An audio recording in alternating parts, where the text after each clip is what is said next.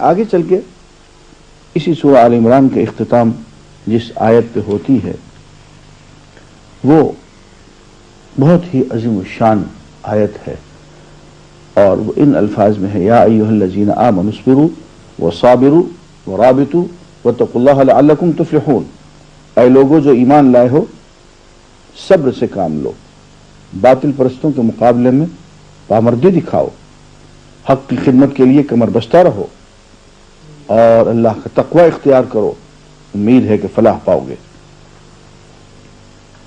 ناظرین، اس آیت میں جو کہ سورہ آل عمران کی آخری آیت ہے، اللہ تعالیٰ نے اہل ایمان کو 4 باتوں کا حکم دیا ہے۔ صبر، ایھا الذین آمنوا اصبروا، صبر کرو، صابروا، مصابرت کرو، ورابطوا، مرابطت کرو، واتقوا اللہ، اللہ کا تقوی اختیار کرو۔ 4 چیزیں۔ پہلی بات صبر۔ صبر کے لفظی معنی باندھنے کے ہیں، روکنے کے ہیں، اور صبر 3 قسم کا ہوتا ہے۔ صبر علی الطاعات، اللہ تعالیٰ کی اطاعت میں جم جانا، ثابت قدمی اختیار کرنا، یہ صبر ہے۔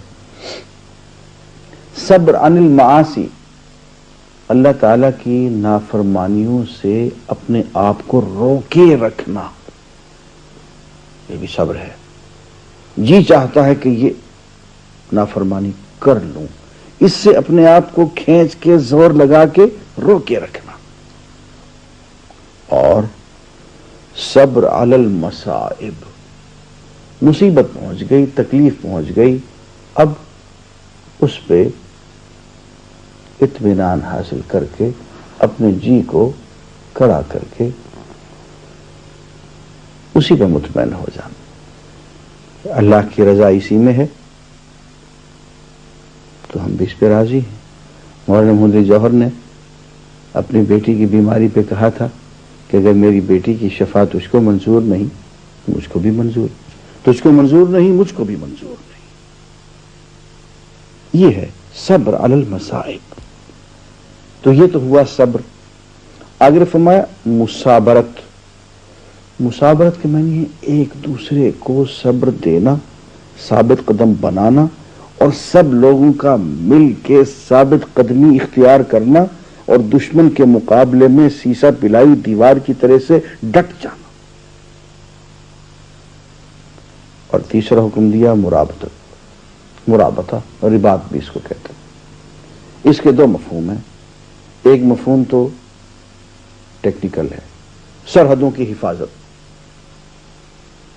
ایک سرحد، ایک چوکی، دوسری چوکی، تیسری چوکی، چوتھی چوکی، سب کا آپس میں رابطہ، اور پتہ چلا کہ سب چوکیوں نے مل کے سرحد کی ایک ایک انچ کو محفوظ بنا دیا، جس کو مرابطت کہتے ہیں۔ مرابطت کی ایک شکل اور بھی ہے جو انفرادی زندگی میں ہے، وہ ہے نماز با جماعت کی حفاظت کرنا، کہ ایک نماز ہوئی، اس میں گئے، نماز پڑھائے، بہت مزہ آیا، آنے کو جی تو نہیں چاہتا تھا دکان پہ، لیکن آ گئے، جی کرا کر کے کہ دکان پہ نہیں بیٹھیں گے تو شام کو بچوں کو کیا کھلائیں گے، یہ دکان پہ بیٹھا، اسی نے بٹھا دیا ہے، آ گئے اس لیے، ورنہ جی تو وہیں بیٹھنے کو جی چاہتا تھا کہ وہیں بیٹھے رہے۔ داغ وارفتہ کو ہم رات تیرے کوچے سے اس طرح کھینچ کے لائے ہیں کہ جی جانتا ہے۔ کئی مرتبہ ایسا ہوا کہ وہاں سے نکلنے کو جی ہی نہیں چاہتا، لیکن اب یہ دنیا اسی کی بنائی ہوئی ہے، اسباب کی دنیا ہے، اس میں آنا پڑتا ہے، اس طرح کھینچ کے لائے ہیں کہ جی جانتا ہے۔ اب یہ ہوتا ہے کہ ایک نماز پڑھ لی، نشے میں آ گئے، دکان پہ بھی آ گئے، دفتر میں بھی آ گئے، اب دوسری نماز کے انتظار میں بیٹھے ہوئے، وہ نماز پڑھ لی تو اگلی کے انتظار میں بیٹھے ہوئے، تو ایک نماز کا دوسری نماز سے، اس نماز کا اس نماز سے ایک رابطہ پیدا ہو گیا، اس کو بھی مرابطہ کہتے ہیں، رباط کہتے ہیں۔ اور یہ بھی انسان کی شخصیت کی حفاظت اس طرح سے کی جاتی ہے جیسے کہ ایک لشکر اور فوجی چوکیاں سرحد کی حفاظت کرتی ہیں.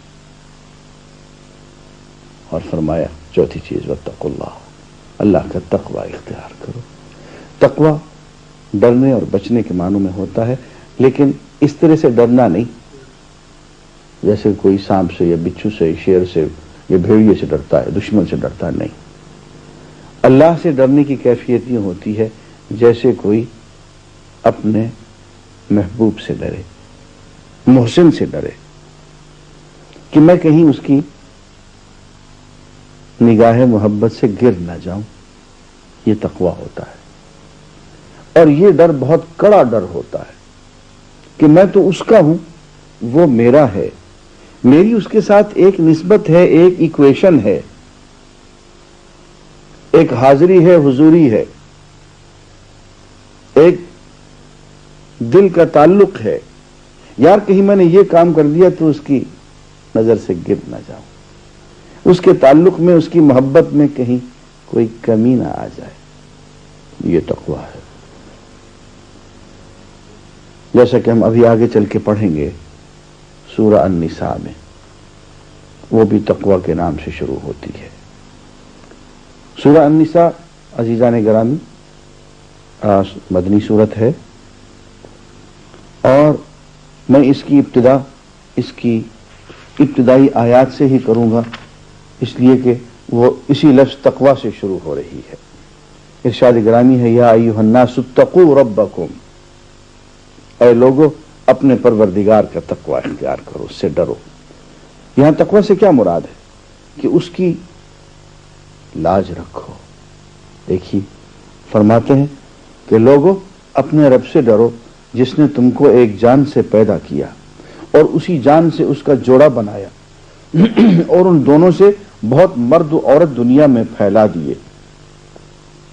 اس خدا کا تقوی اختیار کرو جس کا واسطہ دے کر تم ایک دوسرے سے اپنے حق مانگتے ہو، رشتے مانگتے ہو، اور رشتہ و قرابت کے تعلقات کو بگاڑنے سے پرہیز کرو.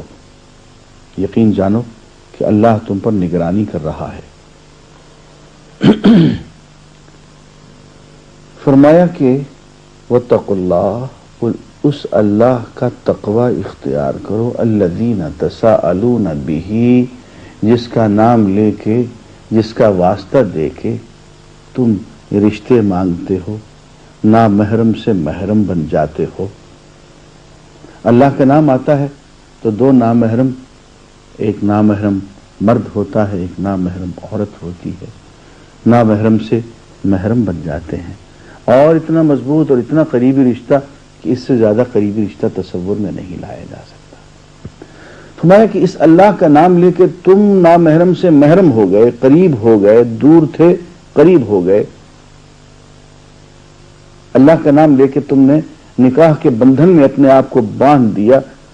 اب اس اللہ کے نام کی لاج رکھنا، اتقوا اللہ، اللہ کا تقوی اختیار کرو کہ اللہ کے نام کی لاج رکھو، اس کی شرم رکھو. اللہ کے نام پہ تم نے یہ رشتہ قائم کیا ہے تو اب نبھاؤ، وفا کرو.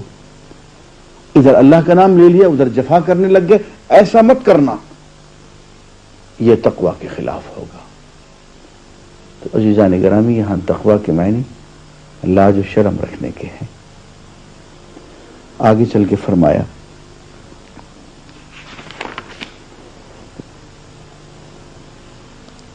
اگر تم یتیموں کے ساتھ بے انصافی کرنے سے ڈرتے ہو تو جو عورتیں تم کو پسند آئیں ان میں سے 2-2, 3-3, 4-4 سے نکاح کر لو.